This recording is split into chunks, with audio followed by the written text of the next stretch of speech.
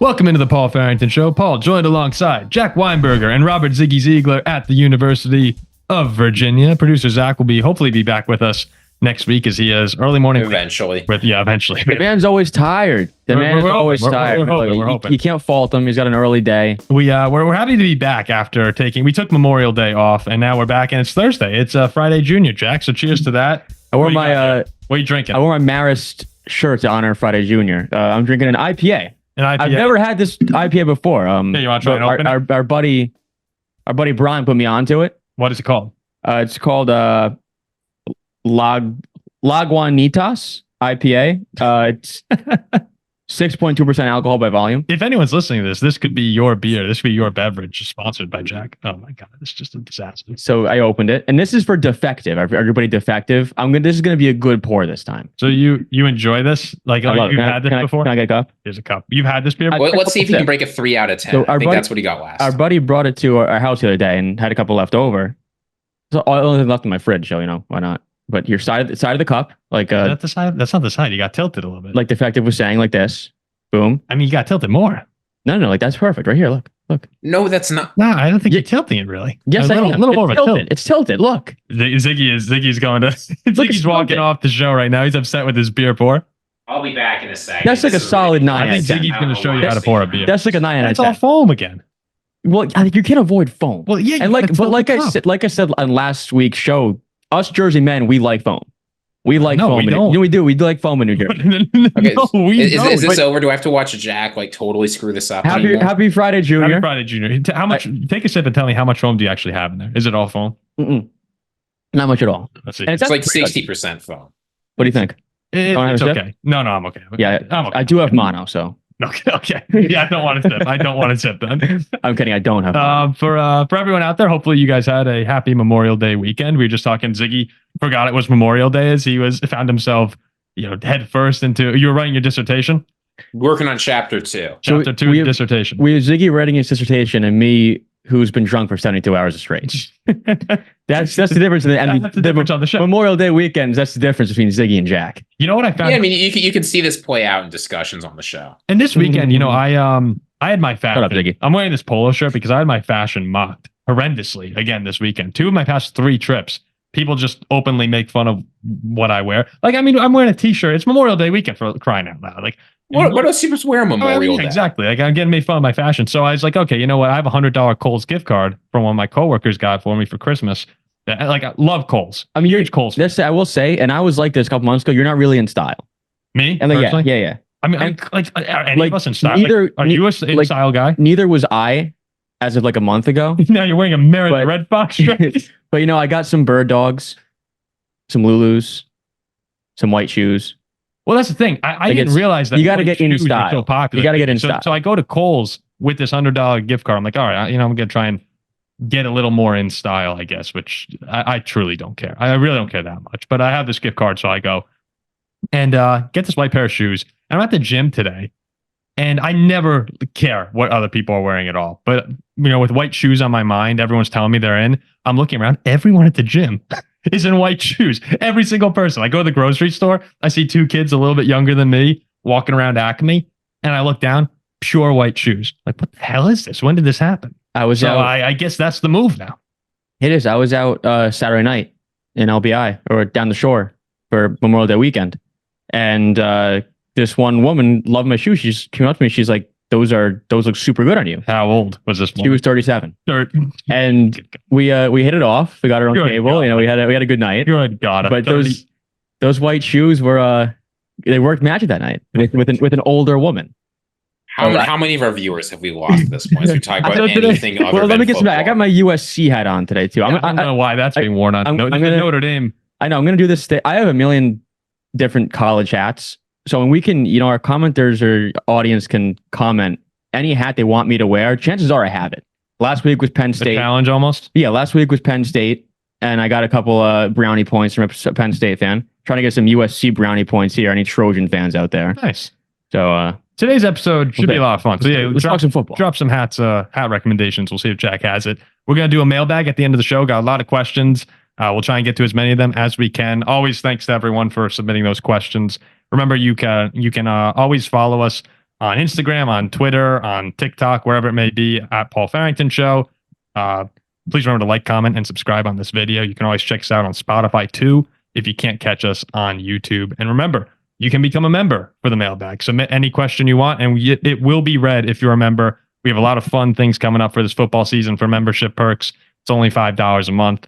Go ahead and check that out. You can click the join button on our homepage. Oh, you missed the biggest benefit our members get. Please.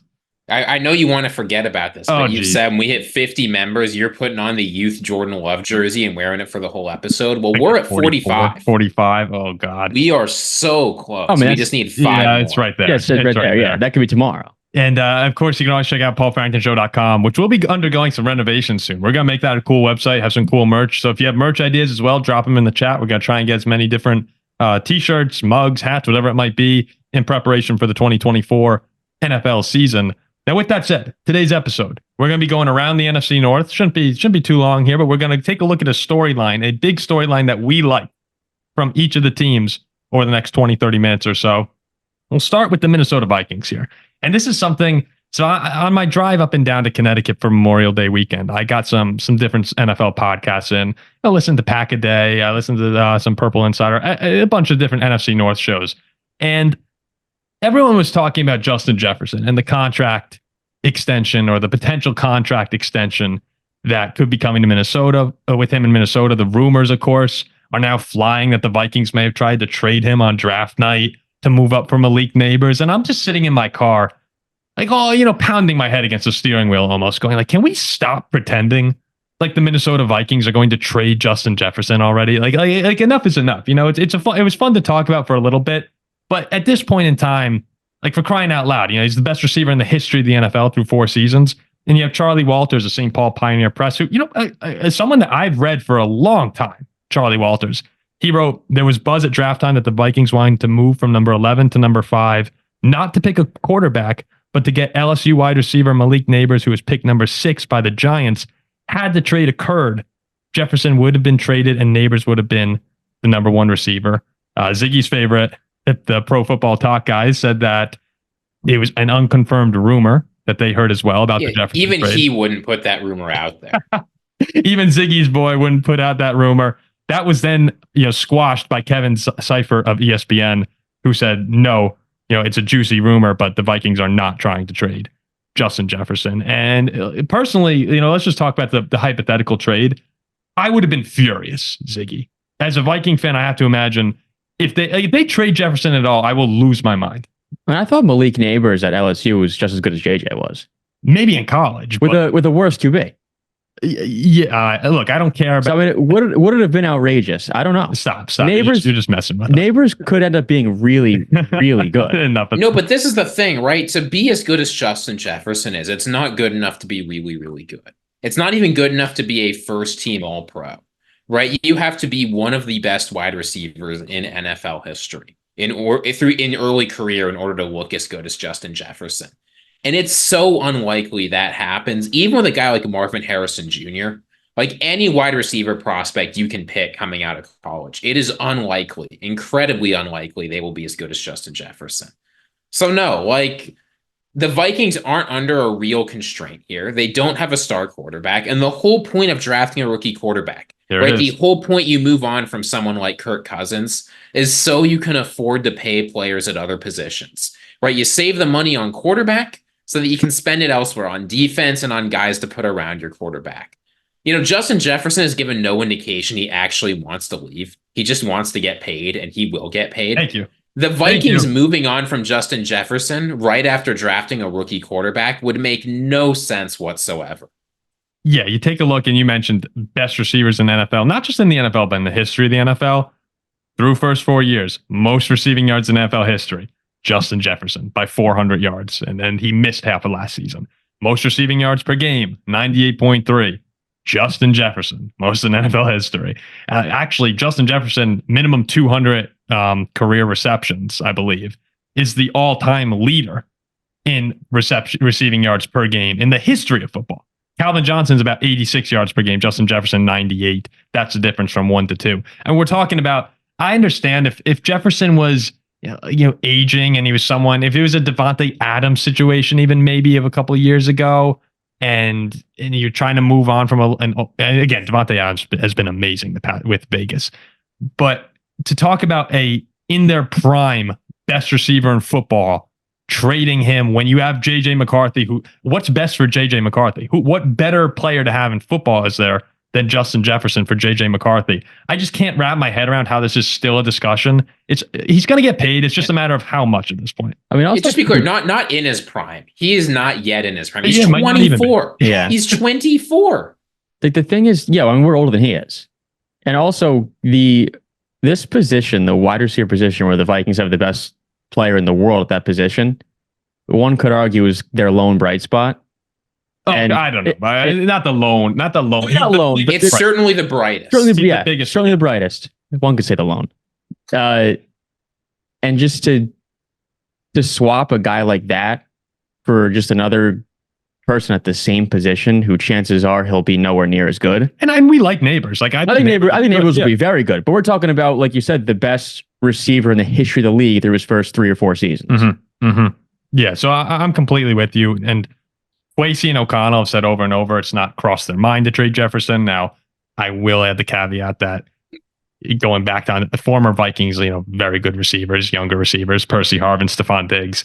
You heard similar things from Rick Spielman, different regime, but they did say we don't plan on trading these guys. But that's the thing, they said that when those guys were begging to leave. Particularly Diggs wanted out. Justin Jefferson, the man, he clearly wants to stay. He just wants to get paid what he's worth. Yeah, there's been no like subtle messages and tweets. Like Diggs was tweeting things out, all these cryptic messages. I mean, by the end of it wasn't even cryptic anymore.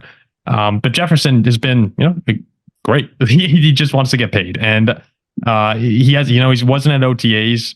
Maybe would have been there. From everything you hear about Justin Jefferson's character, I would imagine he wants to be there. But his agent's probably saying, "Hey, we got to wait till we get our money," and he'll get a huge contract. Spotrac right now has it predicted to be a 4-year, around $130 million deal, average per year of $32.5 million, which would be $0.5 million more than AJ Brown's current extension, the 3-year $96 million. $32 million per year.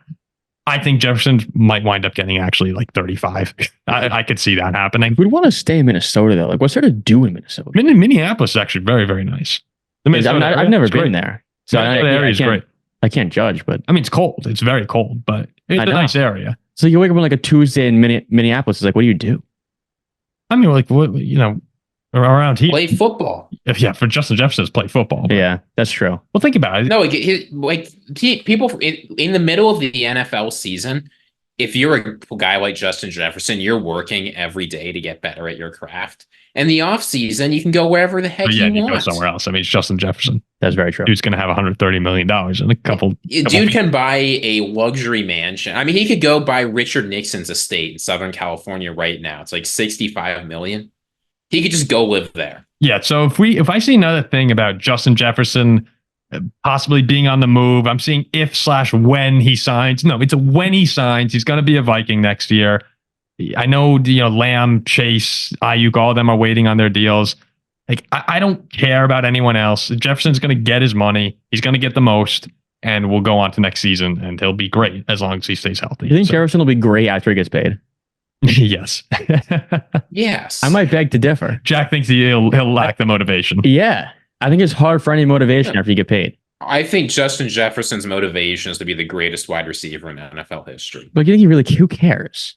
Justin Jefferson does. This is why you're not an elite athlete, Jack. You look at the chance to be great at something and say, I am an elite athlete. I am. I was a college track star. But see, that's the thing. Did you become an Olympian?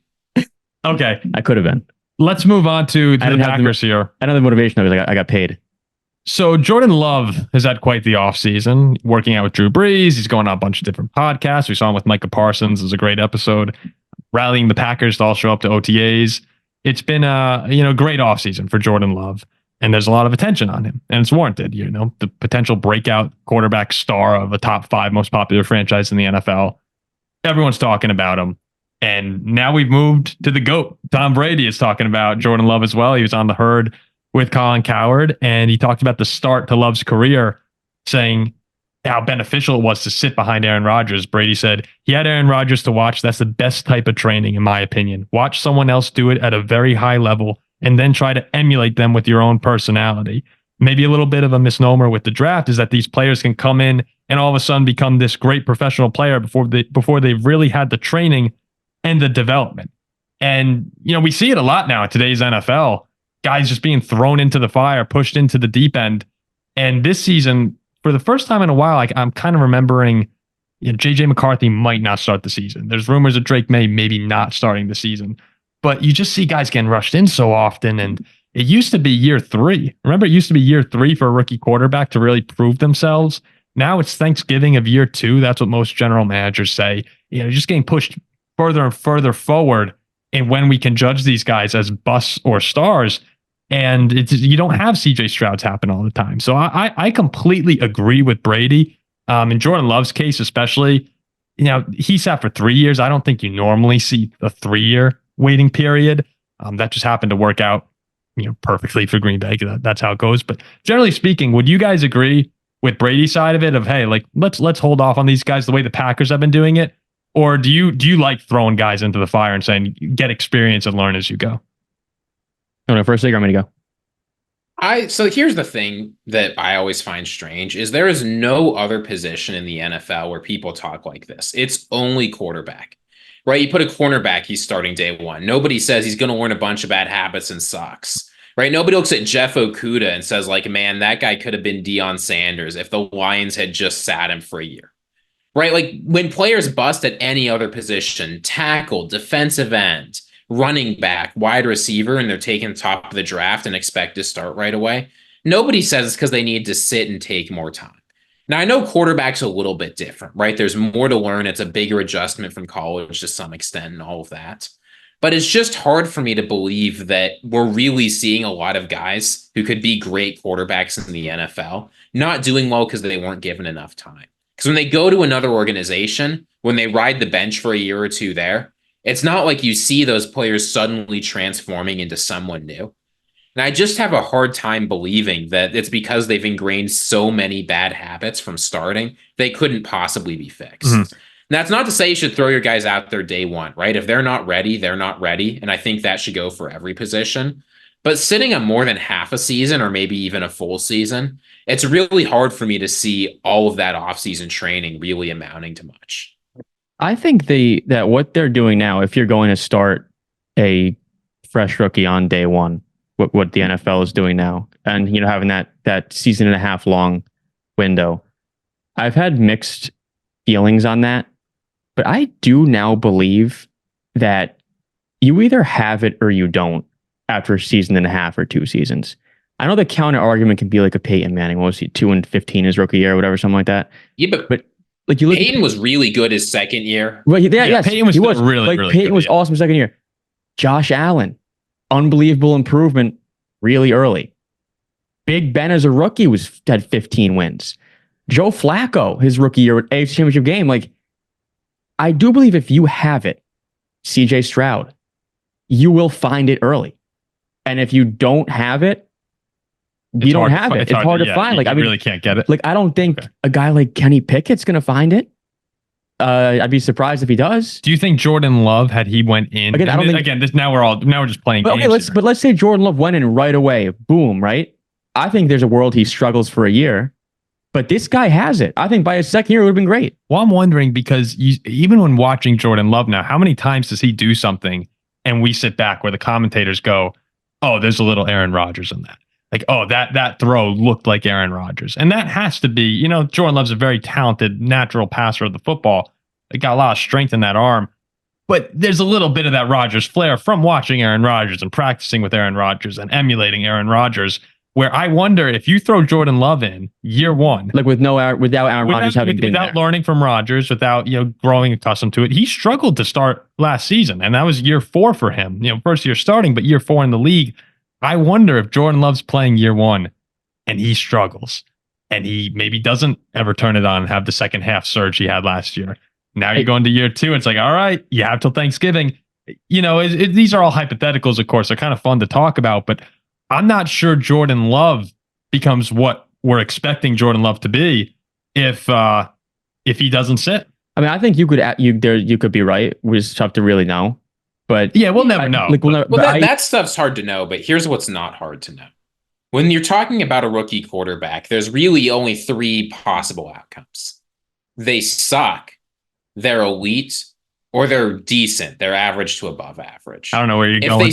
If they suck or they're elite, it doesn't matter when you start them, right? They're going to either be completely useless, right? It's not like Zach Wilson playing on his rookie deal gave the Jets really any value. Mm-hmm. And if they're elite, it doesn't matter if you eventually have to pay them because they're worth whatever money you're bringing in. The Chiefs aren't ruining that 1 year they missed a Mahomes on his rookie deal, right? Yeah. But if they're like an average to above average quarterback, right? Say, a guy like Tua, who's a pretty good quarterback, but is probably not elite and probably not worth that elite money. There's more moderate cases you could look at, like Trevor Lawrence. Good quarterbacks, but not great quarterbacks. The best chance you have to win games of them is when they're on that rookie deal, because they're going to get franchise QB money or close to it, and they're not going to deliver value at that price tag compared to what you can get on the rookie deal. So if you sit a guy for a bunch of years, like the Packers did with Jordan Love, if Jordan Love turns out to be elite, none of it matters. But if he turned out to be average or above average, they'd be kicking themselves hard right now, right? Because they'd have missed out on all of those years of decent quarterback play. And now they'd be forced to debate the extension after only getting 1 season out of it. Oh, yeah. No, well, that's the whole thing we talked about last year. Remember when he was struggling and then he sort of started playing better. I mean, then of course, he turned it on. But before he turned it on, we were sitting on the show saying, all right, are they going to look in a new direction? And, the Green Bay's had their hands tied. They got super fortunate that not only did he get good, he got great by the end of the year. And if you sit a guy for a couple years and then they get injured, you lose even more time to evaluate them, right? So on the one hand, if they sit, maybe they get better. It's not clear to me how much, but they probably do.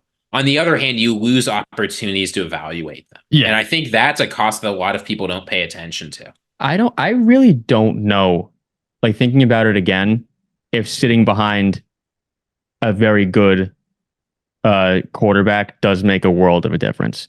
Like, I do truly believe if you have it, you have it. And if you don't, you're not going to find it. I mean, the amount of years that, I don't know, guys like Landry Jones or those guys sat behind Big Ben. Like, have you seen Landry Jones as a starter in the NFL? Yeah, or like Jimmy Garoppolo behind Tom Brady. Like Jimmy came in and was good, but he wasn't great. I don't think that had anything to do with Tom Brady. I think that had to do with the fact that he was a good quarterback. Yeah, but look at Brock Purdy right away. Jalen Hurts, he came into the league and he very good. I mean, Burrow year 2 was awesome. Burrow, Super Bowl. Like, I think these GMs know, which is why the window is shorter. If he has it, he's got it, and if not, he doesn't. These guys are all, it makes sense. These guys are all very, very, very good, and if they're going to succeed in the league, they'll show it early on. I wouldn't sit for more than a year. Like, I know the Packers did, and it worked out. Special case with Rodgers winning MVPs, kind of a weird scenario. But yeah, I mean, look, I'm not mad if the Vikings start McCarthy week 1, but I'll be a little bit, okay, like, here we go. We're doing this right away. And I wonder the mental side of things. But as you talk, I'll say, this is the last thing I'll say, is as you talk about teams, people always ask, are teams going to emulate the Packers model? Or are they going to have their guys sit behind someone great? Let's say it was sitting behind Aaron Rodgers that made all the difference, right? Maybe that really was the difference maker here. Because surely sitting behind bad players with mediocre to bad coaching can't be that good for you. How many players are walking into a situation where they get to sit behind a Hall of Fame quarterback? Yes. How many players are walking into a situation where, people point to the Packers coaching staff? Maybe that does make all the difference. We're getting a really great coaching staff that knows what it takes to coach guys to be Hall of Fame QBs. And you're very rarely walking into that situation, right? So when people say, well, maybe if Bryce Young had sat half a season or a full season, it wouldn't have looked so bad. He wouldn't have looked so bad, but I doubt he would have been improving a ton, right? Does anybody really think at this point a year on the bench would have transformed Bryce Young into a superstar quarterback? Yeah. I don't think so. Yeah. No, I completely get where you're coming from. So go ahead. Do you want to close it? I was going to say, just go to the Hall of Fame quarterback store. Maybe that's what teams should be doing. Get a Hall of Fame quarterback. Well, the Packers haven't played at MVP level for a few years. Yeah, only one franchise gets to pull that stuff off. So Ziggy also found, I was reading some of the Athletic articles. He saw Matt Schneidman has mailbag of Packers questions, and Ziggy was so moved by one of the questions and responses that he sent it into our group chat and said, this has to be in the show because I don't think Packers fans feel this way. So Schneidman was asked, the first question was, how close are the Packers to contending for a Super Bowl in comparison to previous years? So we're talking about the late Aaron Rodgers years in 2019 to 2021, roughly. And Schneidman said he does not see much difference in the Super Bowl potential between the 2019 to 2021 teams and 2024. That current Packers fans, they feel like they're playing with house money right now with Jordan Love.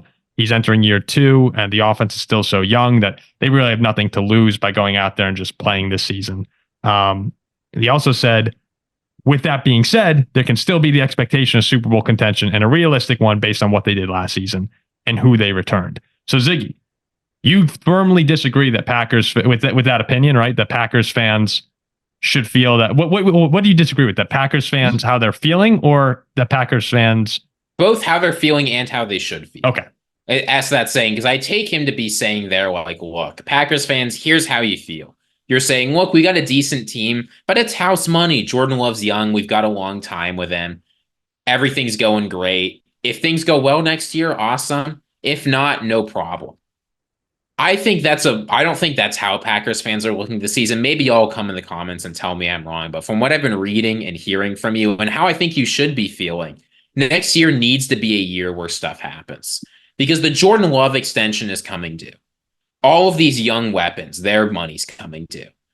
Those magical moments you get where a defense can sort of grow of a young quarterback, where a young quarterback is really showing they've got something when you've got some offensive magic, those don't last in the NFL, right? Eventually you start to lose that edge, right? People become a little bit older. They become a little disenchanted. Things change in a locker room. Coaches change. Like when you've got those kinds of expectations on you, things can get bad. And, if we're talking about how the Packers were in like those late Rodgers seasons, there were expectations for them to win, sure, but you could tell people in the building felt it, and it changed what they did every single day.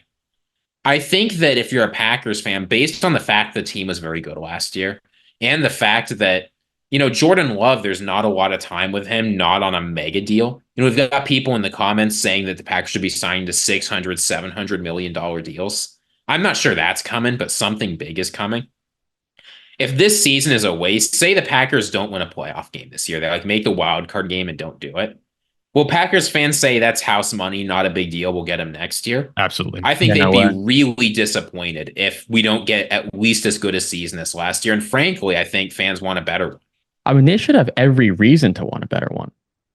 I mean, how could you not? Especially a big part of that to me is that they're so used to, this is a winning organization. Wait, so you agree with you? So you're disagreeing with Ziggy? I think he's agreeing. No, okay. I think Packers fans should expect to have a Super Bowl potential type season this year. Yeah, in the same way that they did in the 2019 to 2021 seasons. Yeah, I'd say so. Maybe even more. Honestly. Yeah, I could say even more. I mean, you have a quarterback who just showed that he could be elite. He's top 5 in MVP odds. They were in the NFC divisional round, should have won the game on the road. But a big factor to me when making this case is similar to the Steelers, probably a little bit better. It's a winning organization, a team who's had so much success in the past, and who just this stuff just seems to happen to them. It's different than a team, I don't know, like if it was the Browns or the Jets, miracle season. But all right, Green Bay, another elite quarterback, like here we go. So do you guys think that they are just as close as the 2019 to 21 teams? Like you do believe that? I mean, I didn't believe that the late Rodgers teams had more of a shot than this current team does. What about you, Ziggy? I think it's easy to we can look back and say those teams really had a lot of potential. There should have been high expectations. But I think people forget there were a lot of questions about Aaron Rodgers around that time. There were questions about the defense back then too. Like there were a lot of question marks surrounding that team. I'd take this team's question marks over that team's question marks almost every day of the week. Okay. I see. I don't necessarily disagree with Schneidman when he says that the expectation can be Super Bowl for Green Bay this year, or even saying that this team has as good a shot as the 2019, 2021. I would lean those 2019, 2021 MVP Rodgers, Devontae Adams. Where I disagree with him is the perception that Packers fans have I think Packers fans expected to win the Super Bowl with those Rodgers teams, where they had 13 wins every season. And again, Rodgers was an MVP. I think that was expecting to win the Super Bowl, and this is hoping to win the Super Bowl. Like, if the Green Bay wins the Super Bowl, I don't think many Packers fans are going to sit back and say, yep, that's what we thought was going to happen. They'll say, like, this was the dream scenario. While those old Rodgers teams, I think they would have been like, okay, finally we got one. Like, thank God we got this. Yeah, but I mean, that I don't think that was because the expectations were high for that particular season. I think it was just because so much had built up since their last Super Bowl. There were so many seasons where Rodgers could have won it. I think the other way you can look at it is if they get bounced in the divisional round, they get bounced. Like, how are they going to feel? And the way they're going to feel, I think, almost certainly isn't, hey, it was house money. We did all right. We'll get him next year. It's going to be, we didn't improve. Jordan Love's mega deal is impending. We got problems. Yeah. So what you're saying is, like, if the Packers hit their absolute ceiling, what they can do potentially at their best is win a Super Bowl. Whereas those Rodgers years, it was just expected to happen. I'm saying in the Rodgers seasons, fans going into the year were like, we're winning the Super Bowl this year. Like this is what the expectation is, win the Super Bowl. This year, if you were asked the Packer, if you gave them truth serum and said, what do you expect this year? I think they'd say very, very good season. Losing the playoffs. Like, but probably losing like the, like, I don't know if they expect to actually win even though they're saying it, I'm not sure they actually expect to win. They're hoping, and they're very hopeful, which I think they're absolutely entitled to be. Sure, we hope. Yeah, absolutely. But I think that there was more pressure, and Ziggy was right when he said the failures of the Rodgers teams is part of what spurred on that. Like, okay, this has to be the year to win, and we're good enough. But this team, I think next season is going to be the one when next offseason is when really Packers fans are going to say, okay, like, this team should win. Unless the cheese rots. Yeah, we'll see. Unless the cheese rots, loves a letdown, and they stink. Yeah. So overall, I agree with him that I think that this team has a great chance to win, very close to 2019, 2021. I just disagree with him on it seems like we all kind of disagree a bit on what the fan perception is. So let's know. We'll see. I mean, I've been trying to read Packers fans that are in our comments, but maybe they'll come in and say, actually, we'd be totally fine with a loss in the wild card. Yeah, no, let us know what your expectation for next season is. And then would you be content with, I mean, obviously you won't be content, but like, would you season as a win? And also let us know, American cheese or cheddar cheese? What kind of cheese do you like better? So Chris Sims ranks quarterbacks every single season. Is that Phil Sims' son? Yeah, Phil Sims' son. Oh. Yes. Apparently it's very anticipated. I've actually never seen it before, but people look forward to this. I anticipate it. I hadn't, I've heard of it, but I've never really dove too far into it. Really good format too. But he had the highest ranked rookie quarterback in the history of his rankings. Jack won't be happy about this, but Caleb Williams, the Bears quarterback. Enough. Number 20, first ever rookie quarterback in the top 20. Take this USC hat off now. First ever rookie quarterback in the top 20 of Sims rankings. He said, I look at him as being a natural, being a chosen one type of guy. That's the label he had on Williams' spot on the list, the chosen one. His physical talent's extraordinary. I think he has the mentality and the maturity to handle Chicago and handle the new offensive situation. So when you take a look at the actual rankings, the 35 to 20 that's come out so far, here's what you got. You got Jameis Winston. And tell me here if anyone you would take over Caleb Williams for next season, okay, guys? Jameis Winston, Bryce Young, Sam Darnold, number 32, Anthony Richardson, which I thought was kind of low for AR. And then 31, Ryan Tannehill.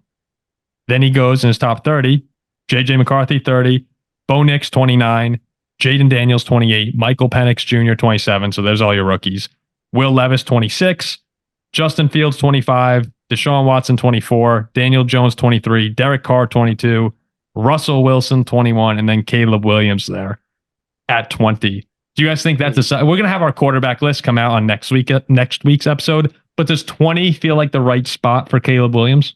No, I put him late 20s. Oh yeah, I'm sorry. Let me go to Ziggy because Jack, we know Jack's answer. This guy. All right, go ahead, Ziggy. You first. I was going to say, I think that list is instructive in the following way, if nothing else. It tells you who Caleb Williams actually needs to be better than to be the 20th best quarterback in the NFL. I think 20th is fair for the reason of, like, how shocking would it be if, like, Derek Carr or Deshaun Watson or, I mean, some of the guys, Ryan Tannehill, Jaden Daniels, Justin Fields have better seasons than him? I'd be pretty darn surprised. Caleb Williams does not need to be, what he needs to be is a slightly below average NFL quarterback to hit that.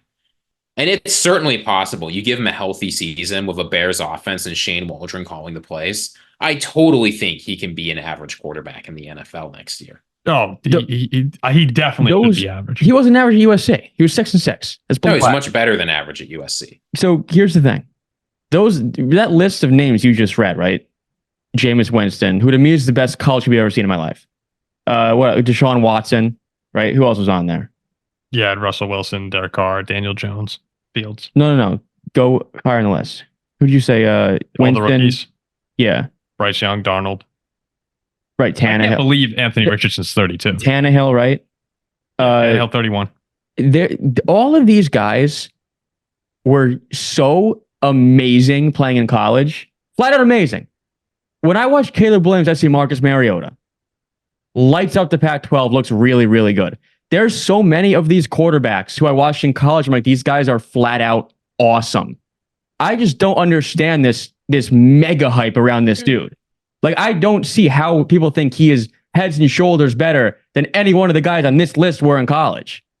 I don't think he's just not. Paul, can I talk for a second? How can you say that they're the best prospect, the chosen one, the best ever, blah, blah, blah? These guys were all fantastic at the college level. Good, yeah. Now they're average QBs in the NFL. First of all, yeah, so that's a really good point, Jack, and a lot of people make this. I think it's worth sitting down for a second to see why people say things like this. Let's set aside the Caleb Williams chosen one best prospect ever, because nobody who knows anything is actually saying stuff like that.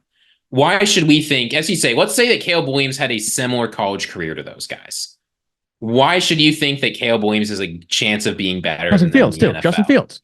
That's a great question. And the answer has to do with something that a statistician would call a Bayesian prior.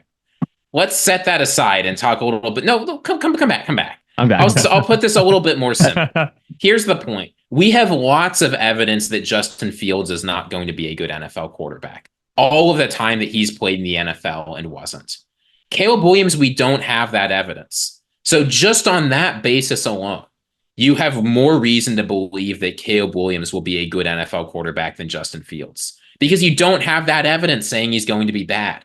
Now you can say, well, their college careers were pretty similar. Maybe Fields even had a better college career. 100%. Yeah, let's say that.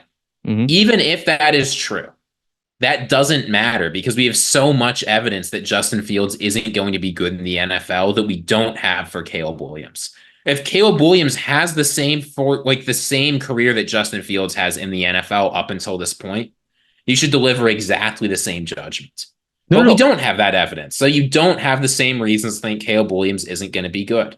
Okay, no, I get what you're saying, and I know that makes total sense. But I think I'm just a little ticked off on how people are saying he's just going to be this insane NFL quarterback.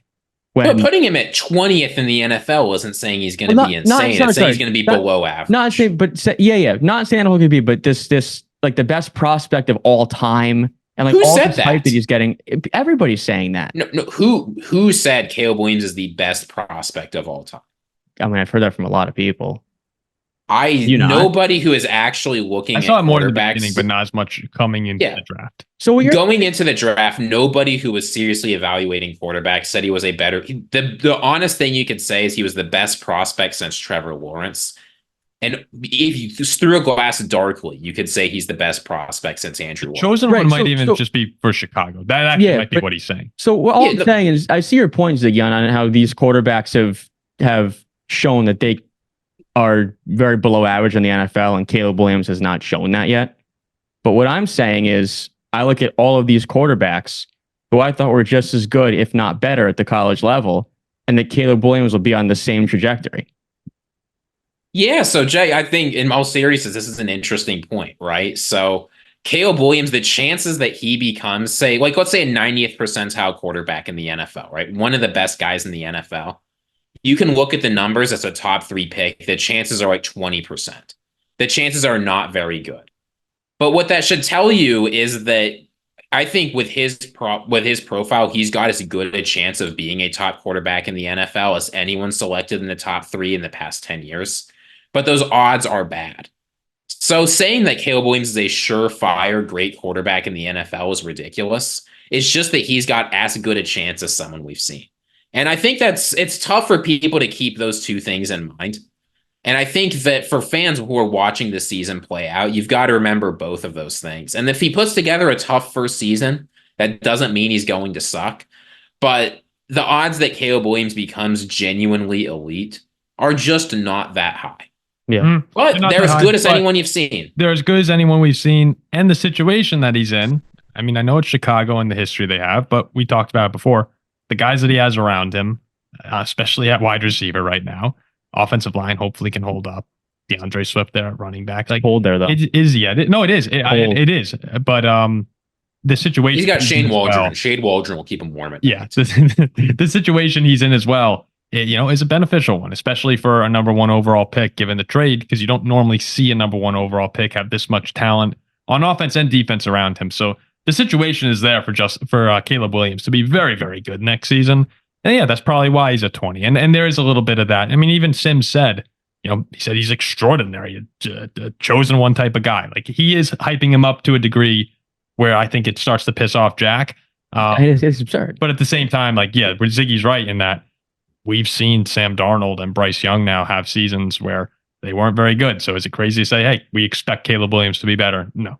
And we'll have our quarterback list coming out. That kind of goes for my argument too. Like, we've seen all these guys in college at the same kind of, I completely like same kind of hype. Get what you're saying. And I will say, maybe he'll prove me wrong. Maybe he will. Yeah, I mean, he has guys like Baker, Tua, Geno. I'm assuming Geno Smith will be ahead of him. If you gave me just next season, I'd probably take Caleb. I'd probably rather have Caleb than Baker Mayfield or Geno. I like Baker a lot, but again, I'd rather roll the dice on Caleb Williams. Do you disagree with that, Ziggy? If we're talking just one season, take the guy who's put together a great NFL season before. Yeah, take Baker. Both of those guys have put together great NFL seasons. Yeah, recently, right? Because this is the thing. When you look at guys like Derek Carr, it's been a long time.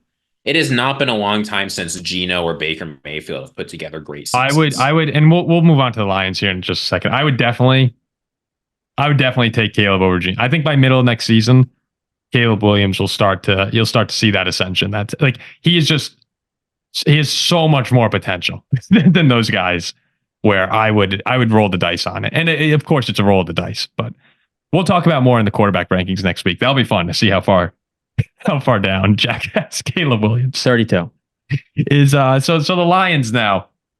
Again, I was saying I'd listened to a lot of podcasts Memorial Day weekend on the drive up and down. And one of the episodes was about the Lions roster, just about that depth chart, going over a lot of the players that they have. And when you listen to people talk about Detroit, you really do sit back and go, man, this team is talented. I mean, everywhere, basically. If Jameson Williams steps up as the wide receiver 2, then now we're really talking about a team that's loaded everywhere, because the receiving room would be the concern for a lot of Lions fans. You thought they might make a move to bolster that room, and they really haven't, especially with who am I blanking on? Who left this offseason? Josh Reynolds, right? Is that it? Trying to remember here. Yeah, Josh Reynolds went to Denver. Yeah, Reynolds left, and they really didn't do too much, although you're a big Raymond guy, I believe, Ziggy. So I think Khalif Raymond's decent, yeah. So it was a great offseason mostly for Detroit, though. Good draft picks. Its expectations are really high. And I was thinking about our friends who are Lions fans. Jack has his friend Alex. We have our friend Tom Monroe. And a lot of Lions fans, after the NFC Championship game last year, it was sort of this feeling of like, damn, like 17-point lead. We should have won that game. But God, what a great season. And it was a great season.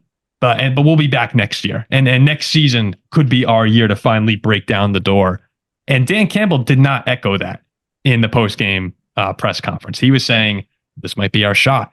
And I think that press conference, those sentiments have kind of been pushed aside. And I understand why Lions fans are doing it. You want to be positive going into the season. But I started to think to myself, like, geez, when you think about the situation the Lions had, I mean, the Packers got off to a slow start. The Eagles crumbled. Dallas got knocked out, so they didn't have to go on the road in the second round. San Francisco, again, 17-point lead. Purdy was playing pretty poorly heading into that game.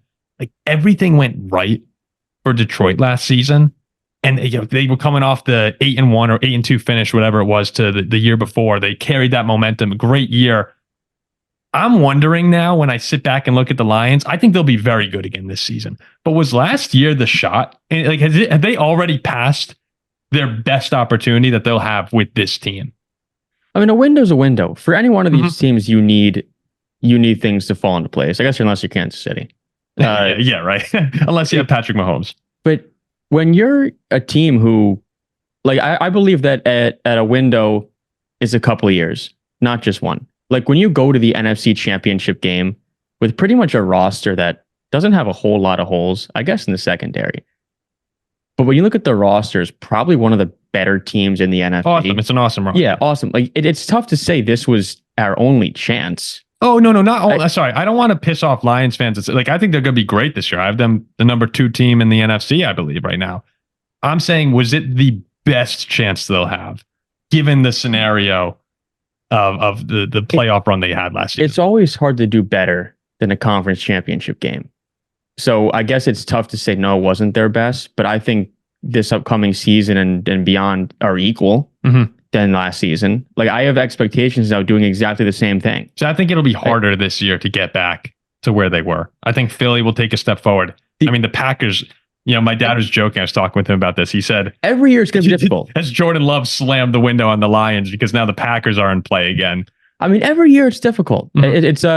But it's a team who can do it. Like there's teams who can't. This team can. Every year you need things to fall into place. It's going to be difficult. What stinks though is last year you won the division. Green Bay slow start. This year, I mean, there's legitimately a 50% chance probably the Packers win the NFC North, and then the Lions got to go on the road. Even the Bears are getting better. The Bears are a better team. Ziggy, what do you think of that? I mean, the way I look at it is there are only 2 teams in an NFL season that do better than making the conference championship game. So the fact that the Lions got to a conference championship game, no matter how good they are, is just improbable, right? And you need to not just be as good a team and get as lucky. You need to be better at one of those 2 things. You need to either be a better team or get even luckier. And that's just tough to repeat. I mean, I think people forget. I think back to like that 2007 Chargers season, right? They made the conference championship game.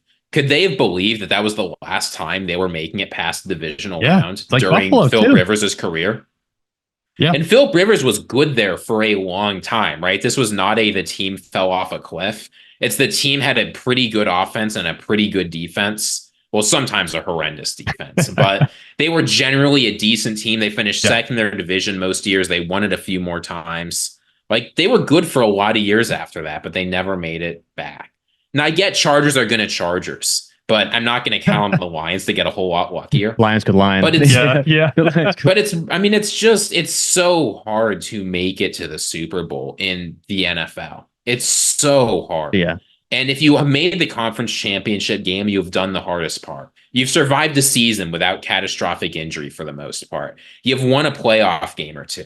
You just have to have a little bit more go your way, and you're in the Super Bowl.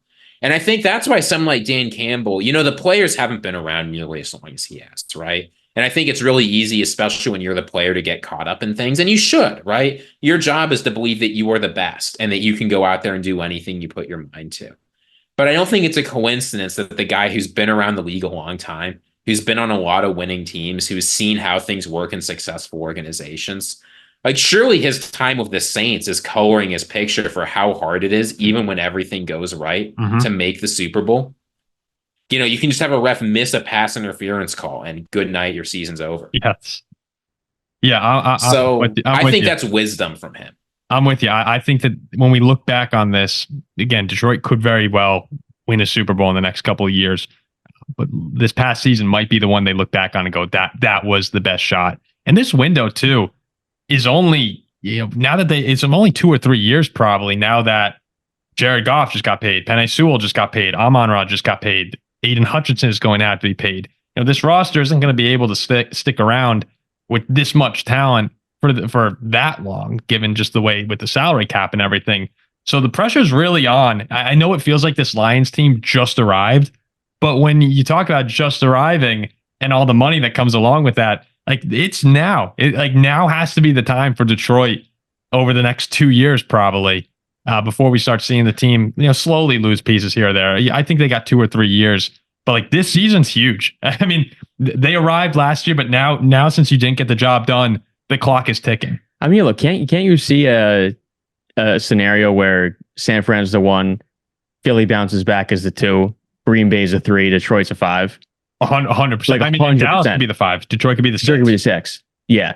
Like that's not. But Detroit the Rams could be the 6. Like Detroit could be the 2 also. Yeah, they could be the 1. They could be the honestly, 1. Yeah. But that's what I'm saying. When you look back on it, 17-point lead NFC Championship game. That's what I'm guessing they look back on. When you're up 17 on the road, NFC Chip, it's hard. It's hard to beat that. Yeah, it's hard to go into the future and say that wasn't our best chance. Yeah, I mean, unless you win. Like me as a Steeler fan too, I kind of feel that. I mean, I thought we had so many years of Big Ben as one of the top seeds in the AFC, and we never got it done. Granted, we had the Patriots in our way, but it's tough. So you think you're going to get there. You think you're going to go back, and it's hard to do it. But I think the Lions have the perfect combination. They have a lot of players who aren't distraught or disappointed, but are angry. They are mad, and they want to win this year. So they're not looking back and thinking, oh, this was our last chance. We totally blew it. But you've got the coach, the person sort of in charge of controlling the locker room and getting all those emotions to work towards the success of the team, who has the wisdom to be like, look, that was our chance. We kind of messed it up. We really got to do better next time. And looking and thinking about all the ways, like I think having that combination of the wise head coach and the like emotional players, that's what you want in a football team. So I don't want it to sound like the Lions window has closed. It's this particular window is going to be open for a couple more years. Yeah. And if the GM and head coach keep doing things right, if Goff ages well, they could easily get a second window. But it hurts. And I wonder sometimes if Lions fans, last year is one of the most successful years in the franchise's history. It can be hard to realize how quickly success is fleeting. Yeah. Yeah. I mean, look at the Vikings making that. I know in retrospect, it always looks like it was luck, right? When teams just make it there one time. Look at the Vikings. You look at the Jaguars. It's happened. But in the moment, you can be sure Vikings fans and Jaguars fans weren't saying that was our best chance. Oh, we thought we got Kirk, and we thought we were going to the Super Bowl the next. Yeah, and then look what happened. Yeah. So it's the clock's ticking for Detroit, and you never know. Okay, so we'll go through the mailbag. We'll be quick. My favorite part, the mailbag, baby. The mailbag's awesome. The mailbag. We'll be quick. This will only take 1 hour. Yeah, this will only take an hour. No. This will be good here. We'll bounce around some questions. Got a little buzz going as well. It's beautiful. And don't forget, for those who submitted questions for the mailbag, we'll read as many as we can. But if your question wasn't read, you're disappointed.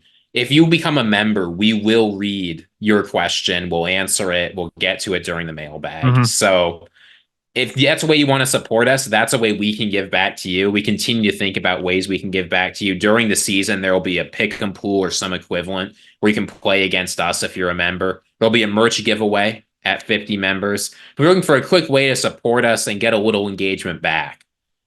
So let's subscribing, becoming a member will help.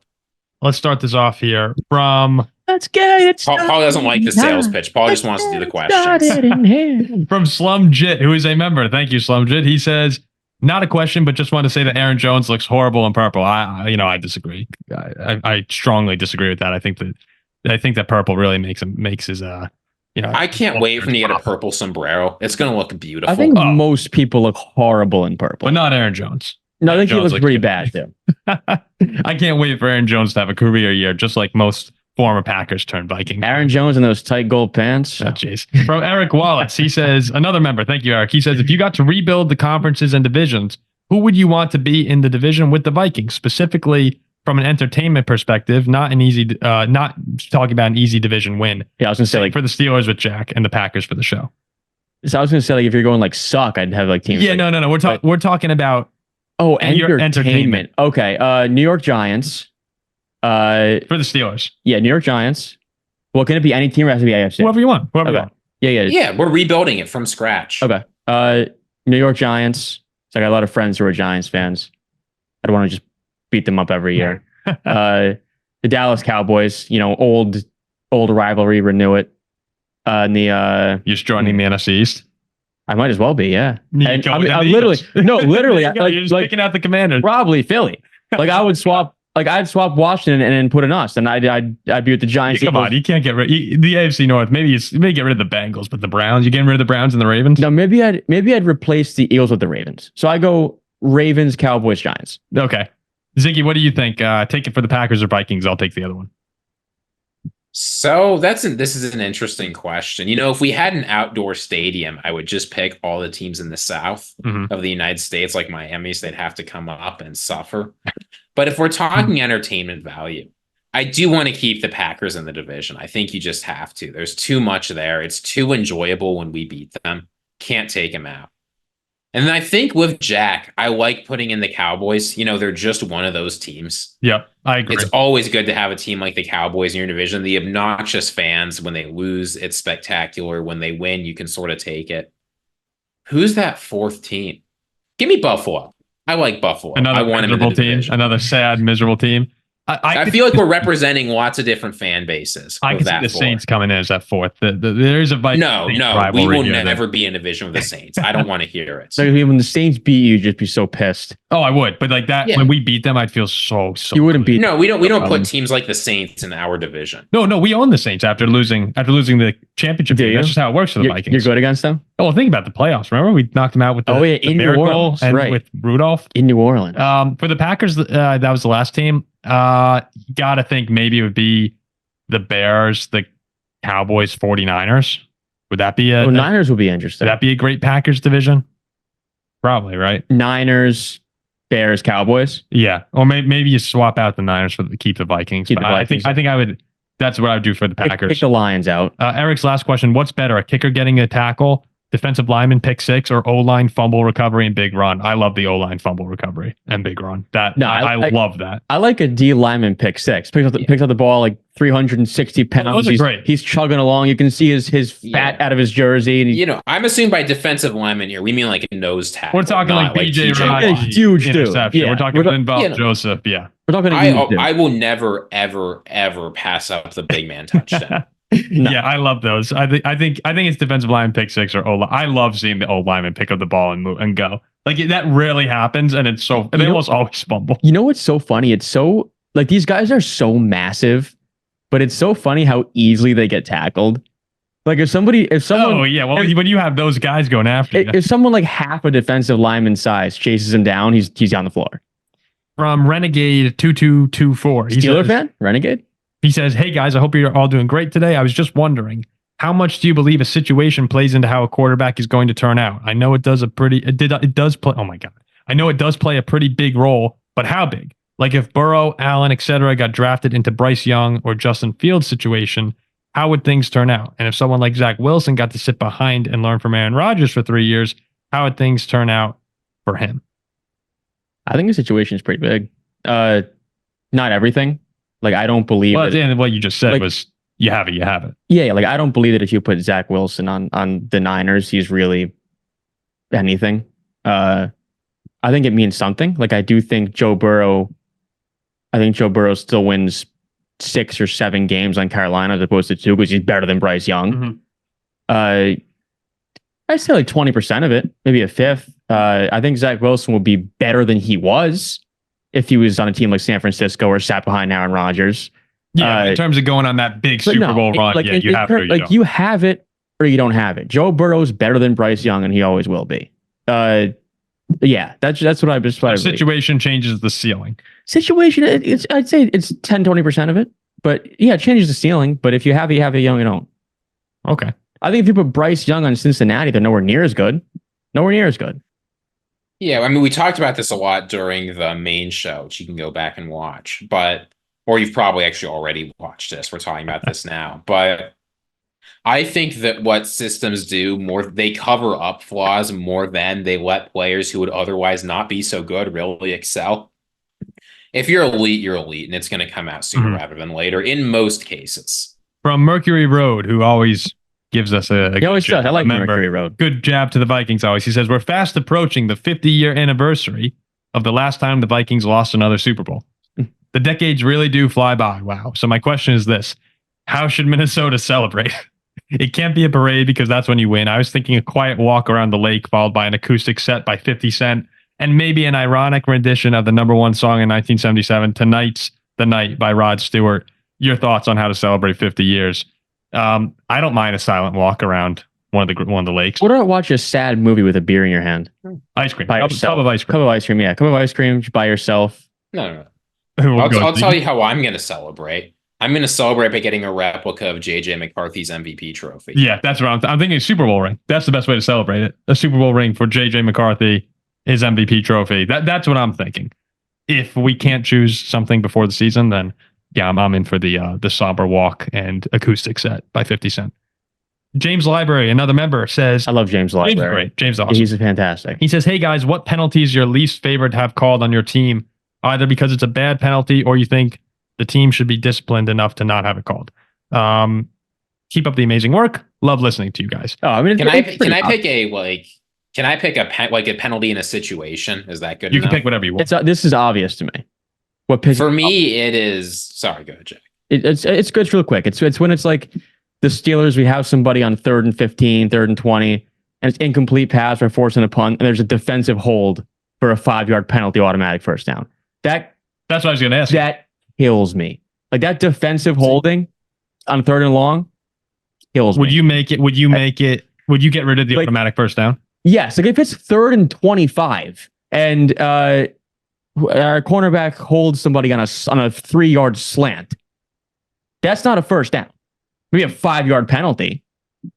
What if it's if it's a bomb downfield and you hold and it would have been a touchdown? You just think I think that's just like a pass interference. Okay. Yeah. I don't think a 5-yard holding penalty is an automatic. Are you okay with pass interference being as far as the passes, or would you do what they do in college where it's a 15-yard penalty? College 15-yard penalty. Okay. I think it should never be rational to get a pass interference penalty. But let's say a team throws the ball down to the 1-yard line on a bomb, and the cornerback gets beat. I think it's a fine strategy to just push him over and get a 15-yard penalty. It shouldn't be. Yeah, that's bad football. I like marking it where it happens. Do you agree with him on the 5-yard penalty being an automatic first down, Ziggy? I think it should be. It just is what it is. I understand. Once the ball snapped, you don't know what would have happened. What were you thinking, Ziggy? You said you had a special situation. Yeah, for me, it is offsides on 4th and less than 5. Right? It's not the automatic first down. You can't change the rule, but I think when the team brings out and they're obviously not running a play and they do the countdown and your guy jumps off sides, that's painful. That really or even does. when they were going to run a play, but just it's 4th and 4, they're probably not converting, and you do the offsides. That's such a momentum shift. That makes me so. For me, that's even worse than the defensive holding or whatever, because I always see what was going on in that case, right? You just screwed up, your hand got caught, it happens. The offside, you just have to sit still. That's it. That's all you had to do. You know what also stinks too is when you get a 30-yard play and it's an offensive holding. Oh yeah. So instead of I'm with you on the defensive holding. That is crushing when you get the stop and you see the flag come in. That some stupid 5-yard penalty, automatic first down. From Tyler JL22, he says, Paul, you have a month on an island. Who are you taking, Jack or Ziggy? If you want the entertainment, gotta be Jack. If you want to survive, Ziggy, no doubt. Big brain. You don't think? What do I know about surviving on an island? You don't think I can survive on an island? I think Jack's better to bring to survive. I might take me over Ziggy. I asked my sister this question, and she looks at me and goes, as I'm reading Entertainment Jack, Survival Ziggy, she's like, "Oh, Jack would be useless on a survival situation." Where's Lauren? Is Lauren home? She's not home right now. She's at Tyler Childers, the concert. I would say, man, Jack, I don't know if you have any survival instincts. We would die. But do you think Ziggy has much more than I do? Yes. Yeah, I think Ziggy might have something hidden in there. I've seen what's that movie where Tom Hanks is also on an island? Castaway? I've seen Castaway. I know what to do. Oh, we'd have a great time for a little while. Yeah, we'd. I think I have a great time with both of you guys. The last 2 days of your life would be a lot of fun. Yeah. Yeah. I think we'd all have a great time. I mean, honestly, the three of us would have a great time. Oh, we have an awesome time. Can you imagine that? We'd be slicing coconuts up. It would be great. Oh, I'd let you eat me. Yeah, well, okay, yeah. I couldn't do that. In what way? Oh, jeez. All right. We're moving on. I would probably go Ziggy for the survival aspect of it. Yes. And I think we'd all have I think I'd have a great time, both of you guys, in a survival situation. What I would do is just I'd throw rocks up in the air 20 yards a day, I would and take like Ziggy. I would take and I would just hope the plane like sees these rocks flying up into the air. rocks I flying mean, up in the what air. else could you throw? It would probably Smoke. hit you in the head. Yeah, smoke. You're trying to start a fire or something. Oh, I like can that. make smoke. All right, just run. Yeah, Jack would just have to run. Get smoke going. I'd swim across the water. Let's see. From Tony Ball 9585, another member. Thank I you, like Tony. Tony Ball. Oh, Tony's great. So yeah, Tony Ball's okay. He says Caleb Williams is coming into a great situation with quote unquote great situation with Pro Bowlers DJ Moore as one wideout and Keenan Allen the other, and adding Pro Bowl running back DeAndre Swift plus an awesome defense. I don't believe that this is ideal for the ultimate development of Caleb Williams. Certainly, walking into these circumstances will make his decisions as a rookie easier. But what happens when there are injuries? The defense doesn't play as well, or his manicure the day before was terrible. Can Caleb deal with these challenges and put the team on his shoulders and make the plays that a true franchise quarterback would make? It won't be easy then, and he'll actually have to learn to lead and make those around him better. Seeing Jordan Love struggle in the beginning of the year is probably the best thing that could have happened. He learned from the adversity, made the playoffs, and now he's an MVP candidate this year. What do you guys think about this quote-unquote great situation for the Bears' future Hall of Famer, Caleb Williams? You know my take on Caleb. What do you think, Ziggy? What do you think of the situation that he's in? Is it overhyped? I mean, I think it's a little bit. I understand what you're trying to say, but I do think it's just a little bit strange to like having good wide receivers is bad because you don't learn adversity. Having a good running back or a good defense is bad because you don't learn adversity. Like what's more important than learning to overcome adversity is learning how to be a good quarterback, because being a good quarterback is what will actually help you overcome adversity. So I think if it makes the transition to the NFL a little bit easier, I think it's totally fine for Caleb Williams to have some guys around him to help him out. When you've got nothing, when you've got no one to throw to, no one to protect you, when you're losing every game, that's not a better environment to adjust to the NFL. Yeah. He's used to palm trees. The situation. He's used to palm trees. I don't care. He's used to painting his nails. I think he goes to Green Bay and just gets murdered. No, but do you like the situation? Like, do you I think think the situation matters. around him? I don't think it matters. Okay. No, I don't think it matters. I think it's a warm weather QB, and he won't be that good. I think it's great for him. I think it's great to have these receivers. I mean, I guess I'd rather them than not. Yeah. Yeah. I mean, I think having the defense around that, Chicago should have a really good defense this year. Again, Keenan Allen, if he stays healthy, was a top 10 receiver in football last year. I think it's awesome for Caleb Williams and will absolutely help him. If you take the best receivers in the NFL and the best defense in the NFL and have Caleb as a QB, less than 5 games they win. Yeah, there's no way. No way. Yep. Carson Matsky says, do you believe in certain players being winners or losers based upon their prior history? For example, Ivan Pace, winner. Keenan Allen, loser. I actually do believe this in sports and most things in life. I've talked about this before. I think even in your friend groups, like you have friends who tend to just win a little bit more in like your friendly competitions than others. I think you see that at the NFL level as well. Like there are guys who do. I think Patrick Mahomes is a winner. I think Steph Curry is a winner. Obviously, those are super talented, unbelievable, top players of all time. But part of that mentality carries over to me, where at the end of games, if it's crunch time, there are some dudes who go out there and want the ball in their hands and then know that they are going to score. I also think there are guys who get nervous and expect to lose in the back of their mind, even though they might not say that. So I do think there are winners and losers. Of course, Ivan Pace doesn't have as big an impact on the game, and nor can Keenan Allen as compared to a quarterback. So I don't know if I'd necessarily point out those guys in particular. But yeah, I mean, you do see with Ivan Pace making the roster. Yeah, like that's a winning move over guys who were drafted, and he was an undrafted dude. So I do think there are winners and losers for sure. Would you say amongst our friends, I'm a winner or a loser?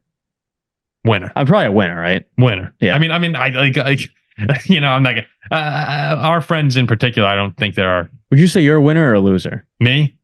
Oh, Jack, winner. You think you're a winner? Huge winner. I mean, Paul's a winner. I'm not going to go through our friend I don't look at any of my friends in particular and go like loser. I think more often. No, there's a couple losers.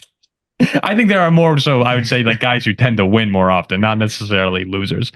From Nathan Smith, who is a member as well. Thank you, Nathan. No. He says, apart from quarterbacks and for Jack, running backs, since they don't matter, what positions do you enjoy watching? I'm a big fan of centers. I love the thought process and raw physicality of the position. Ziggy, how about we go to you for this? I'm not going to say. I mean, I love watching punters, but nobody wants to talk. Come on, that's what you love. You love watching punters.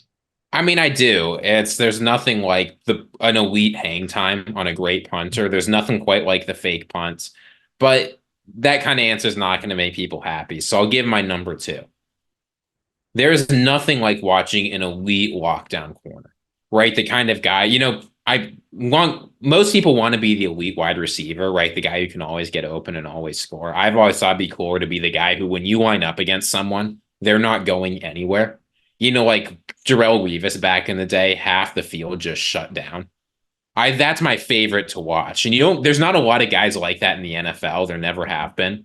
But when you see the elite lockdown guy just on the island shut someone down, favorite thing in football, besides the punter. I remember I took the Niners punter to win MVP of the Super Bowl. This year. Smartest thing you've ever done. Yeah, he had a chance. Do you have a position you like to watch? Well, I like on special teams as well. Like when they're punting, I like watching the gunners sprint down the field. Like seeing these guys super fast, almost as fast as me, take flight. 0 to 100, boom. It's fun to watch.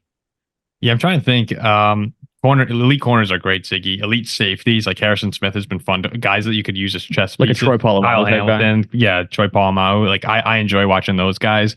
I think an elite defensive end, edge rusher. Like when Jared Allen was with the Vikings, that's the guy I was going, come on, Jared. Like, come on, Jared, get there.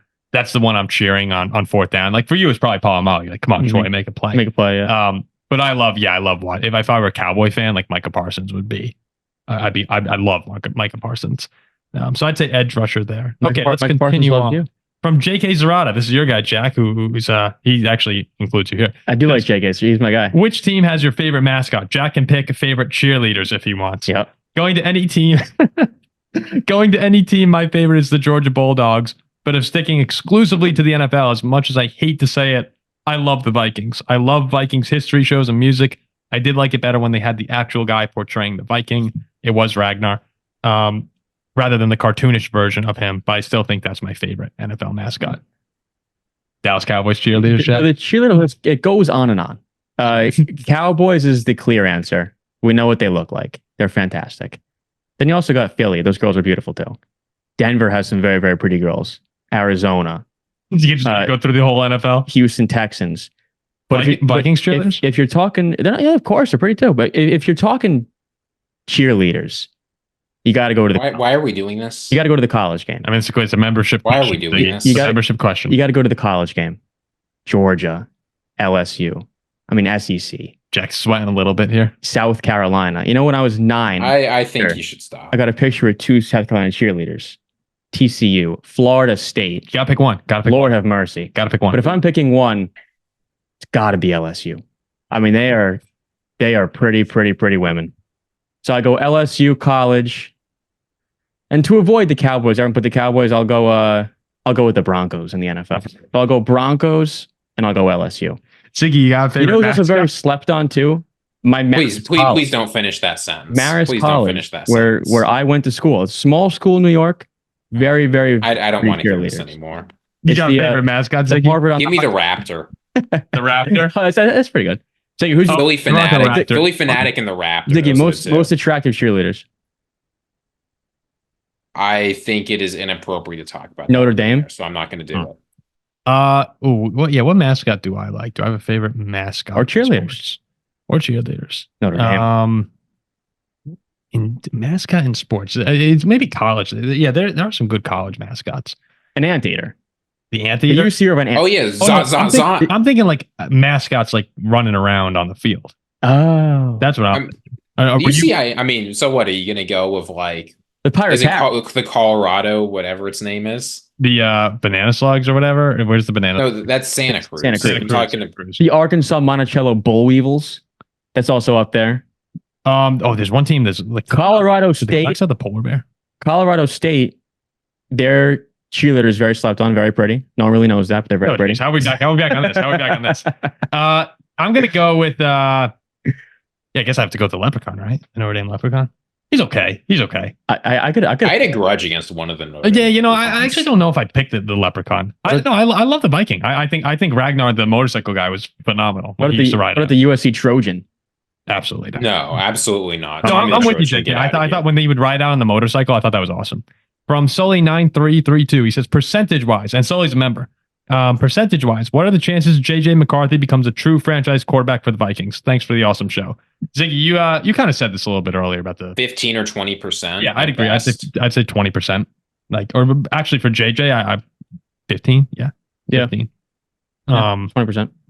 I mean, yeah, there's only so high of expectations you can have on these guys, and a lot of first round quarterbacks don't hit. McCarthy, especially, has question marks around him for several reasons that we all know. He does have a great team around him, so that helps. But yeah, I'd say 15 is a good number there. From Bill St. John, who is also a member. We're starting to see this now. So thanks, guys, for everyone for being members. It's a little harder to get some other questions because there are a lot of members now. I just drafted Bo Nix in my 12-team dynasty. That's horrible. No, Bo Nix is a great edge. I'm kidding. How do you feel about his future in Denver? The Oregon cheerleaders too are very pretty. Oregon Duck please stop. The Oregon Duck's also a good mascot. Yeah. Oregon's great all around. Pretty girls, Duck. Bill, I think Bo Nix, in terms of all the quarterbacks, let's say the quarterbacks you could draft, I do think he probably is the lowest ceiling of the first round quarterbacks. Of course, Penix is going to sit for a few years. The good thing is you have Sean Payton there with him, and he's going to play right away. So with Sean Payton there, you're going to have a quarterback who's going to be good in that system. And I just don't think there's going to be a lot of points right now in Denver right now. I don't think that's a very good team. So his future in Denver, I think he's just going to be okay. Like, I don't think Nix is a great quarterback. Yeah, of course, there's always potential, and he's going to the situation will improve over the next couple of years. So I have no problem taking a flyer if you have someone that you could store on your bench. I'm not a huge Bo Nix guy, though. I'm not massive on him either. I thought he was and I said this before, I thought he was a very, very, very elite college quarterback. Yeah. Where in that system at Oregon where he had track stars 10 yards open, quick slants over the middle, like he looked fantastic. It was perfect. I don't know if I see that translating for a long time. I'd be curious who he took him over. So what guys did he take him over? I don't think it's a terrible move in a dynasty. I mean, if he pans out, he pans out. You never know. From What the Shuck, who is also a member. Jack, since you think coaches don't matter, and you missed an episode to coach a baseball team, does that mean the show doesn't matter even more? Oof. I'm not coaching the show. No, coaching the baseball team. Remember you missed an episode. Yes, if coaches don't matter and you're not going to show up for the show because you're coaching, how little must the show matter to you? Oh, well, the impact my baseball team had, nothing to do with me because coaches do not matter. I was just there. But I kind of had to be there because I was getting paid to be there. There you go. And I said, isn't it immoral to let them pay you if you're not doing anything valuable? Are you kidding? These kids love to play baseball. I showed up every day and hit them fly balls and ground balls. Yeah, but okay, I see. So you're basically a cheap ball machine. And we won 3 games. They had a lot of fun. Everybody played. 3 games out of how many? The parents loved me. I mean, I showed up every day after work and threw them BP for hours. Okay. What do you mean? So what you're saying is you were a ball machine and a counselor, and that's what they were paying you for. Fair enough, right? I can see why you would say that. At the middle school level. From Brad Perochta. I completely botched the last name there. I'm so sorry. I'm trying, Brad. I'm trying, Brad. He was a member. He says the Lions tied for the best record in the NFC last year. Knowing that most media outlets grade Detroit's offseason as an A or A+, which of these is the closest reason why you shamelessly tout the Packers? A, Stockholm Syndrome. The Vikings have been the Packers' redheaded stepchild for so long. Redhead baby. You've grown, quote-unquote, feelings for them. B, shameless pandering for clicks. Or C, comfortable in the status quo. You're in your comfort zone where Green Bay is on top. Having Detroit win something would just reinforce the Vikings' shortcomings. So, to sum it up, Stockholm Syndrome, we have feelings for the Packers, shameless pandering, or we are just comfortable with Green Bay winning. What do you think? I'd say it's probably shameless pandering, right? I mean, what do you think? I mean, we think how we tout the Packers. What have we said? We've said they're competitive for the division and should be like maybe slight favorites at best. If the Packers played like they did the second half of the season the whole year, they would have won the division. So I don't think it's unreasonable to say they're pretty good, but it's tough not to put a little bit of A in there. The Stockholm Syndrome? Yeah, I think Yeah, I think that we've really, and we've said this the entire time, when it comes to Green Bay specifically, and actually every single team, we're pretty proud of the fact that we never say anything we don't actually think or feel about a team. Like, Yeah. I'll go back and I'll support every single thing I've said about the Packers so far. Where, again, we get made fun of for last season. We said they were going to suck. Look, if Green Bay is struggling and we think they stink, I'll be the first one to be happy we're talking negatively. Yeah, it's not like they're 2-6. We're giving them flowers. Go look at you best believe when Green Bay loses their first game, I am overreacting. Go look at our videos from last season. It was talking about, will Jordan Love even survive for next year? And then they turn it on, and that's part of what we're doing. It's just, I guarantee you, they're 0-3 next season. We'll be out here saying that last year was a fluke. And so yeah, if I had to pick one of them in particular, yeah, I'd probably say it's actually C. This is the status quo where Green Bay just dominates. I'm so used to them being good where I'm like, all right, yep, here we go again. Like there we go again. Okay, from Blaze Pack, he says, do you think the Titans will have a quarterback battle for the starter position? I'll take this, guys. Absolutely not. Once you committed to Will Levis going last year, that's your guy. Like, you have to see what you have. If they played Mason Rudolph over Will Levis, I think Titans fans would freak out. And Mason's a good backup. Took the playoffs single-handedly. But yeah, you're hoping Will Levis turns into something here. And I cannot see a situation or Willis, like Willis at this point, Levis is your guy. You got to roll with him. From Patrick Cortazzo, who is a member, he says, any new rules for next season? What rules would you get rid of? Go Packers, go Vikings. So we talked about the rules before. Jack hates that the holding penalty from the defensive player results in an automatic first down. Mm-hmm. The big rule that's going to be happening, is it for next season? The kickoffs, that's being implemented for next year, right? That's one of the big ones that you'll see where they're going to take in. It was XFL or US. I can't remember which. XFL. Yeah, XFL. The kickoffs now, where you have the landing zone between the goal line and the 20-yard line, and players are going to line up the rushing team between the 40 and like 30, I think it is. And you get. You know what rule I'd get rid of? Because they talk about rules to get rid of. I would get rid of the trade deadline. Yeah. If you don't want to get rid of it, it should be like week 14. We want trades. We want the good team. Yeah. And the later the trade deadline is, the more players will get traded and the more teams will be willing to give up in a certain sense. Oh, and I don't think there's any sense in having the trade deadline as early as I like that. You see teams mortgage. It's not like fantasy football, because people will talk about fantasy football, I don't hate that. Where you're restarting rosters every single season.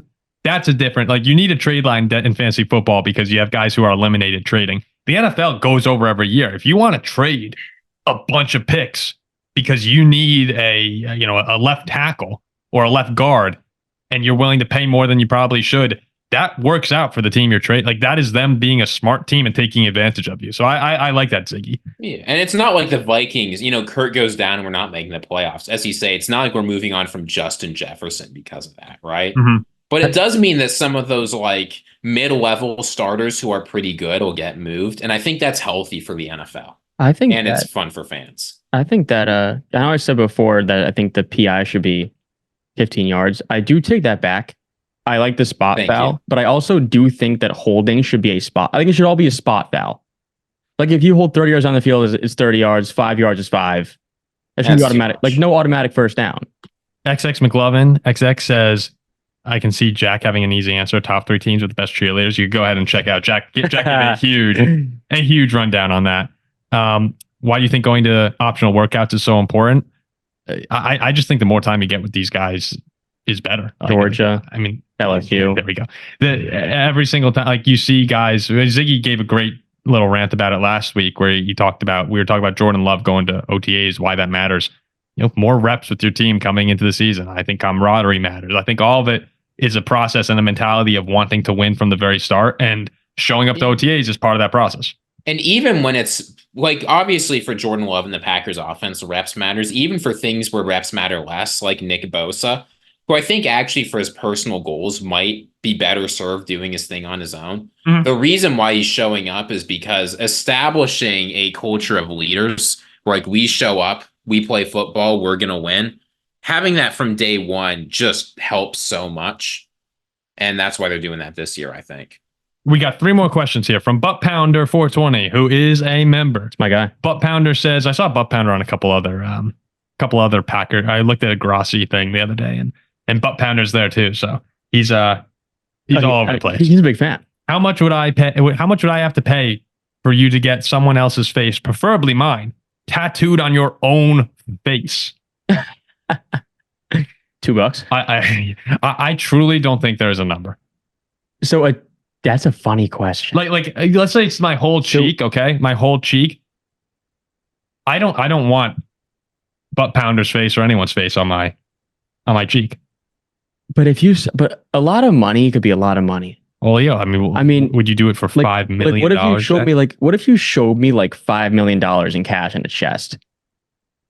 I don't want Butt Pounder's face on my face. Like I haven't seen Butt Pounder. I'm sure he's a very attractive dude or girl, whatever it is. But whatever it is, that's not how I meant Butt Pounder. I'm sure Butt Pounder's a very attractive guy. I bet you Butt Pounder's a dude. But if you want, it's pretty easy to find out Butt Pounder's full name. No, we don't. So on the cheek though, Ziggy, would you take for $2 million Butt Pounder's face tattooed on your head? No. Yeah, there is no amount of money you could pay me. Yeah, I don't think there is for me either. $1 billion, I would do it. I don't think I need $1 billion to I'd rather walk around with a regular face. Your face is ugly though. Yeah, well, dude, please. Okay, you know what? No, I wouldn't do it though. I wouldn't do it either. Jack would take $1 billion immediately. Jack would have Butt Pounders all over his face. There'd be 30 Butt Pounders for $1 billion. Oh yeah. Jack would be under a palm tree. He wouldn't care. From Sammy 50599. Thank you, Sammy. Says weird one, but here it goes. If there was a zombie apocalypse, which NFL venue would you choose to hold out in? US Bank Stadium is beautiful, great place, but there's glass. I mean, it's probably gonna be an indoor stadium, right? No, it's probably an outdoor stadium. No, I'd probably take sheesh, zombie apocalypse. I mean, I don't know if it'll much matter. I'll just go in US Bank and die in the beautiful building. I'll just die the 50-yard line of Heinz Field. You mean Acrisure? No, Heinz Field. Last question here, or this isn't a question, but this is just so ridiculous that I have to read it from X Pomsky X. And then we'll get out of here. Oh, you can't be reading the whole thing. I have to read it. This is ridiculous. An essay. This is absurd. I'm just gonna read it and then we're done. X Pomsky X really has taken the Jack Darkness retreat in stride and said he was remarkably bored. A couple of weeks had passed since the dust settled on the last lore comment. Now it's time to cover the stages Jack would experience in his darkness retreat. Okay. Then let us know if this sounds right, Jack. Mm-hmm. Step 1, initial excitement. In the first few hours, Jack was pumped. The excitement of the channel's growth fueled his motivation. "What's up, brother?" he exclaimed, echoing his common meme language. He laughed, fist pumped, and reveled in the novelty of the experience. Step 2, time distortion. But soon the novelty wore off. Jack started losing a sense of time. "How long have I been here?" he muttered. His excitement waned as boredom set in. Seconds felt like hours, his brain scrambling to make sense of the timeless void. "I'm bored," he groaned, feeling the weight of every passing moment. Step 3, frustration. Then came frustration. "How could I have agreed to do this?" he fumed. "The Steelers better smack the Vikings when they face off next year." His anger grew, his mind fixating on the absurdity of the situation. "Stupid X Pomsky X for suggesting this," he muttered, his frustration reaching a boiling point, face turning redder and redder, and it seemed like it might start to glow, creating a light in the room. Step 4, resolve. We skipped the sadness stage where Jack might have thought he'd been stuck in the darkness forever and moved straight to the final moments. As the final seconds ticked away, Paul and Ziggy slowly opened the door. There in the dim light, they saw Jack shirtless and inexplicably wearing a Steelers helmet that hadn't been in the room initially. He stood there, a wild look in his eyes, muttering repeatedly, "Steelers country, let's weld." Paul and Ziggy exchanged glances. This is my favorite part. The entire time they've been watching on the monitor, Ziggy, impeccably dressed in a suit and moving in slow motion, because let's be real, him in a suit doing slow motion is sex. Couldn't be but a smirk. Yeah. They both knew this was a moment they'd never forget. Jack emerged from the darkness retreat, changed man, but still passionate fan he's always been, shouting, "Steelers country, let's weld." That sound about right? For the most part, can you believe that someone was willing to write that about you? I mean, I am really honored by that. Like, seriously, yeah, I would love to meet this person. X Pomsky X. Yeah. I mean, Ziggy walking in slow motion in a suit. So, like, we gotta get video. Paul, so you being around me shirtless and Ziggy walking in slow motion in a suit, I mean, you wouldn't be able to control yourself. I don't think most people would be able to. First of all, I also didn't, like he says somewhere along the lines, or he or she says along the lines that I'd be like, "Why did I agree to this?" I never did. Zach just signed me up for this. Producer Zach just signed me up for it. And there wouldn't be a moment of excitement either in stage 1. I'd just be like, "Shoot, I don't want to do this at all." There wouldn't be excitement. I'd be pumped we got 100K, and I'd be like, "No, we got 100K. Got to do this now." But after I got out, I think I'd feel so happy. The Jack Darkness retreat would be hysterical. All right. Thanks everyone for listening to this episode. Look, Ziggy's like, I can't believe that we are reading this. We're out of control. We've lost control. I am honored that fan took the time to write that. I'll tell you what. No, indeed. I'm not trying to dunk on the fan. That I can't believe we read out that whole thing. We did. I'm starting to lose breath. I'm feeling a little lightheaded. I'd love to meet this fan. All right, guys. Thanks again for everyone who's listening. Please remember to like, comment, and subscribe to the channel if you're enjoying it. Yeah, the subscription it means a ton to us. What did we say when we used to do this back in Jack's grandma's basement? We said everyone goes a long way. Right? Goes a long way. Everyone goes a long way. Yeah, we see every single one. Literally, we celebrate like every 100 subscribers. Literally, almost every subscriber. Where like there are times where Zach will update the chat with one new subscriber, and so it means a lot to us. We appreciate it. For people who've been becoming members, thank you very much. I will wear the Jordan Love jersey on the 50th membership. Not looking forward to it, but it's sitting right there. It's ready to go. That'll be a tough episode. We'll see you next time. See you next week with the quarterback rankings on Tuesday. See you.